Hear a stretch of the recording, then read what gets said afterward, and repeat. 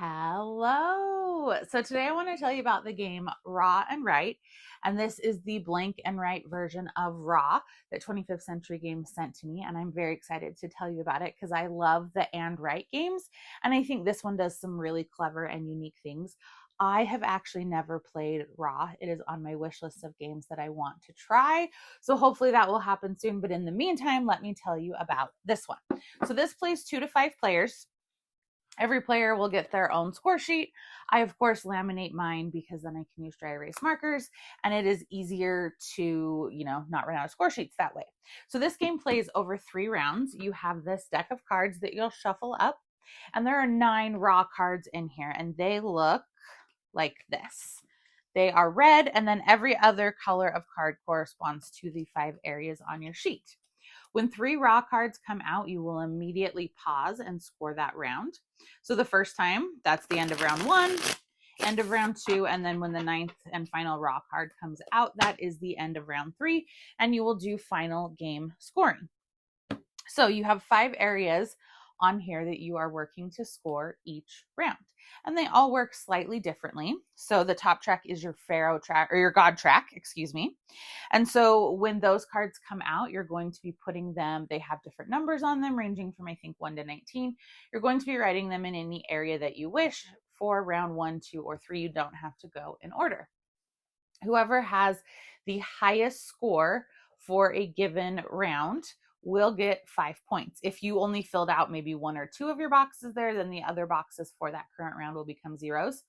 If you have the lowest total score there, you will lose 5 points. You can't just ignore that area. And if you fall somewhere in between, you get nothing. Next up, we have the Pharaohs. And the Pharaohs mean that you're just going to mark boxes off from left to right. And again, this is another one. Whoever marks off the most is going to get 5 points.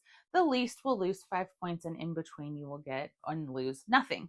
And remember, these are going to be scored each round, so they have the potential to really help or hurt you over multiple rounds.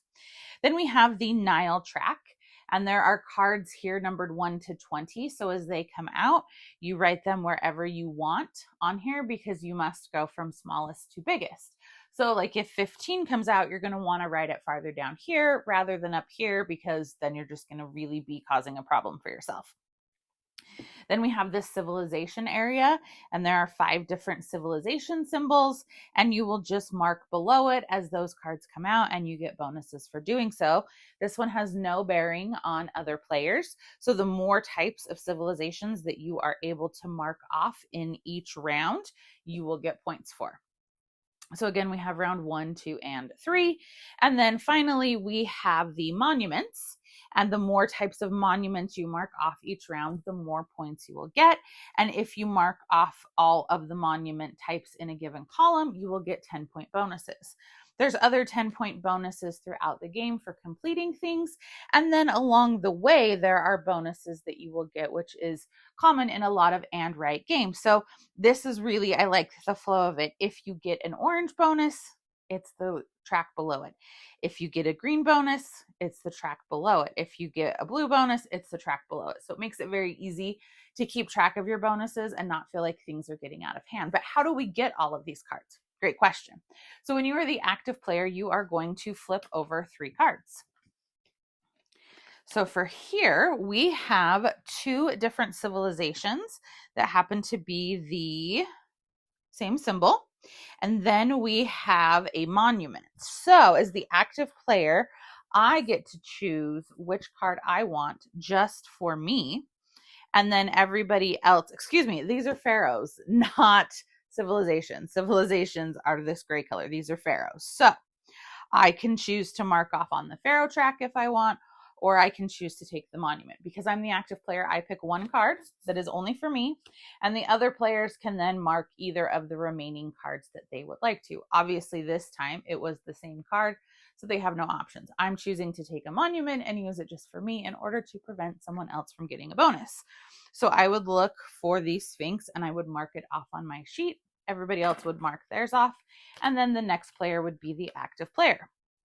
Ooh, there's a raw card. So because it's not our third one, we continue with the round.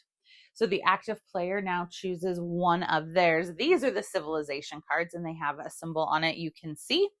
And they will decide what they are going to do. So maybe they are going to take a monument card, and then myself and any other players could choose which of these cards to do. So play just continues that way until that third raw card comes out, and then we score round one and proceed on to round two. So I think it's a really fun game. I like how it works. I like the flow of it.